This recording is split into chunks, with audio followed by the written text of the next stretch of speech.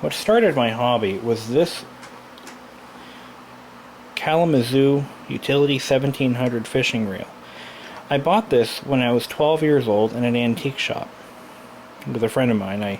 We used to go around looking for bottles. I used to actually collect bottles, and we used to go around to all the antique shops on our bicycles, looking at all this neat old stuff that, you know, kind of interested us. I'm the only one who really made a hobby out of it, out of the two of us. But this fishing reel caught my eye. It was $6, and that was exactly how much money I had in my pocket. And it was exactly as you see it here. It was very dirty, very grimy. But ultimately, it was complete. It was missing the nut here, I believe. And it had a tag on it that said 1941 fishing reel. I remember that exactly. So that would have been, I was probably back in 96 or so. Yeah, 96 is when I bought this. And it got me interested in antiques because I loved the way it looked. It was very ornate looking. It was very, I liked all the exposed mechanical bits. I just thought it was the coolest thing, so I had to buy it. I was about to mount it to a fishing rod. I wanted to use it to catch some fish. I never did that. Never actually got around to it. But it was the first antique object that I ever really restored. I disassembled it on my little wooden desk, and in fact I haven't had this apart since then, actually. I disassembled it, and I cleaned and lubricated and made it, I polished everything by hand with I think I used cotton swabs and some metal polish, and I got it to a point where it actually works again. I don't remember what was wrong with it, but this is a let's see if I can get it to ratchet. This is a fly reel, I believe. It just has that function, and of course I'll show you the mechanism that goes back and forth, the string guide. That's what, I think that's why I liked it so much. It had this really cool system that would make this string guide go back and forth. There's a proper term for that, but I'm not much of a fisherman, so I don't really know. But another thing that really got me going was I could get this thing to spin, to free spin. I can't really hold it like that. Well, anyway, I got it to a point where it could free spin for quite a while, you know. Got it nice and oiled and lubricated. I used, I think the oil I used was Duralube on this. Probably not the right thing to, I don't even know if they still make Duralube. But nevertheless, this is what got me interested in antiques, because I thought it was so freaking cool. It's not worth anything. I almost sold it on eBay a couple years ago, and that's when I found out that it was absolutely worthless. Probably $5. I mean, it really isn't worth anything, but it's still pretty cool, and I've had it on that table for 3 years since then. But very neat device. In this video, we're going to talk a little bit about not how to restore antique items and such, but more my theories and my own personal beliefs and practices when it comes to restoring antique items. In this case, what we have here is an 1847 wall clock that was manufactured in Connecticut by the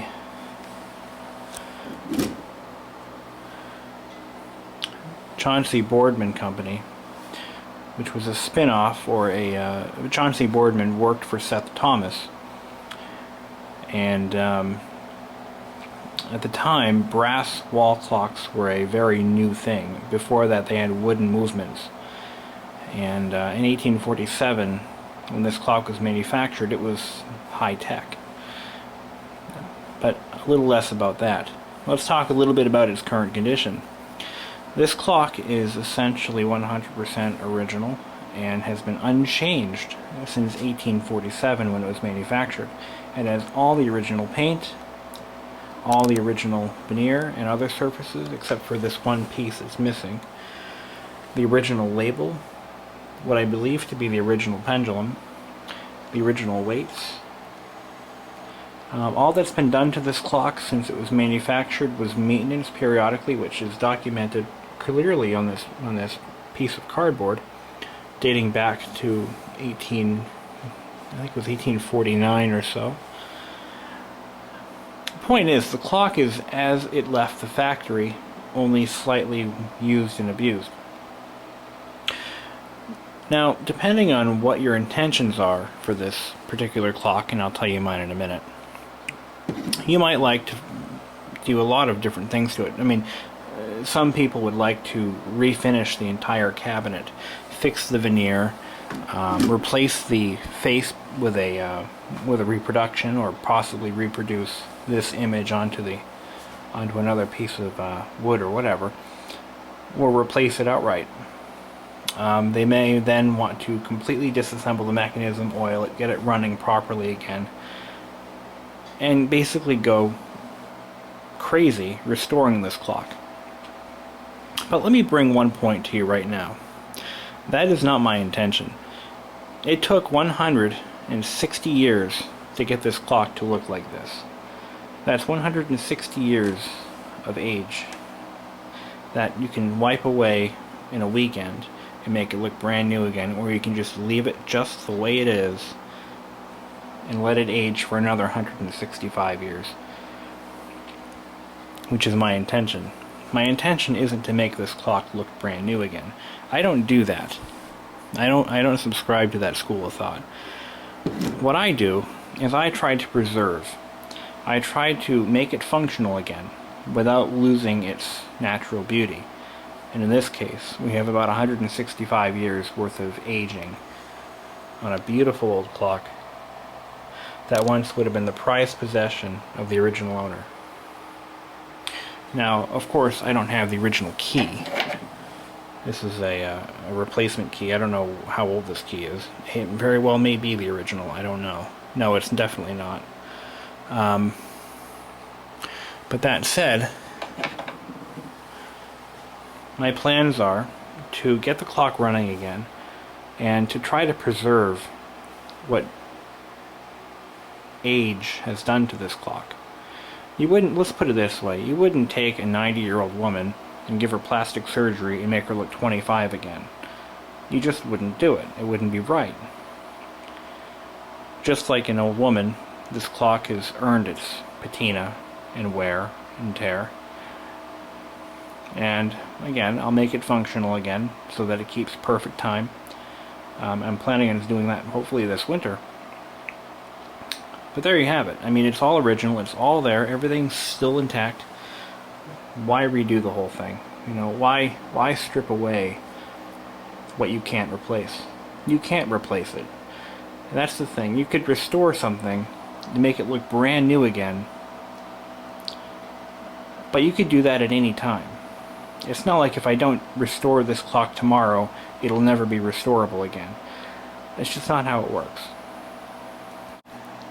Let's talk a little bit about this 1915 Columbia Grafanola. In as found condition, this particular record player was not functional, and the top was busted off. It was all apart.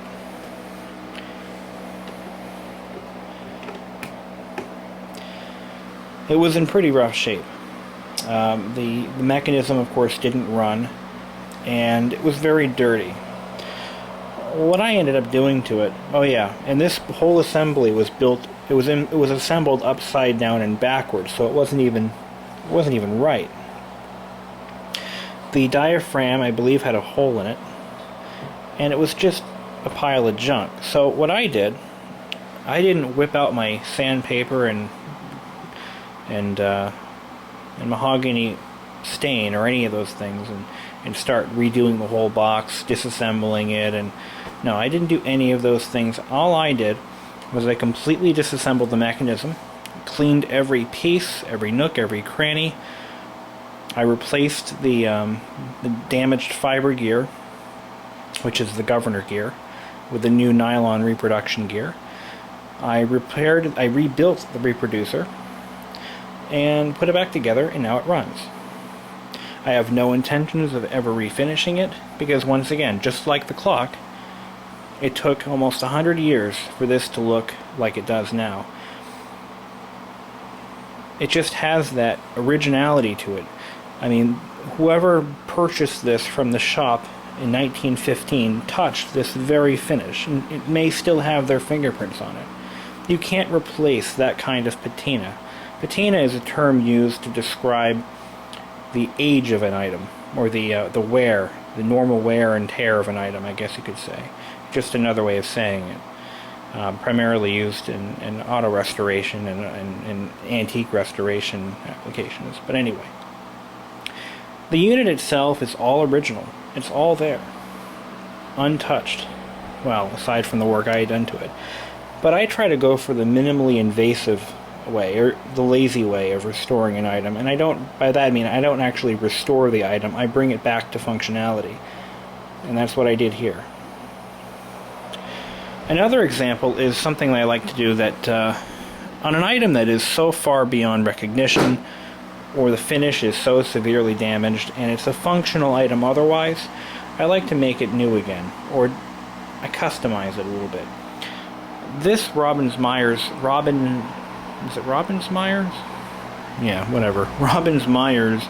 stand fan I got, it was actually in a storage shed for 25 years. And previous to that, it was used in a household that had heavy smoking, heavy cigarette use, and other smoking, I'm sure, like pipe tobacco. The fan was completely covered in nicotine stains. It was a black fan originally, kind of a, I believe it was high gloss black, and the paint had a yellowish appearance to it. Now, I could have tried to remove the nicotine stains from the paint, but I chose to go a different route. Instead, I decided, you know what, it's a functional item that I'll use every day, and I do. I disassembled the motor, cleaned and lubricated everything. I replaced a couple of fiber washers. I rewired the entire thing so it's safe, from the coil to the cord to the wall. I even kept the original rubber plug. Let me rephrase that. I didn't rewire, I actually kept the original head wire since it was still fully intact. But that's not the point. I customized it a little bit. I gave it a nice automotive style finish in a, this is actually a cherry red, and then I clear coated it. Probably one of the best paint jobs I've ever done so far. And I made it something that could be part of the decor in my house. Now, I had a different intention here. I didn't want it to be brand new again, or like it was in 1930 when it was made. I wanted it to be a decorative piece in my home that actually serves a purpose. Which is why I went with the red paint, because it kind of matches the rest of my house, you know.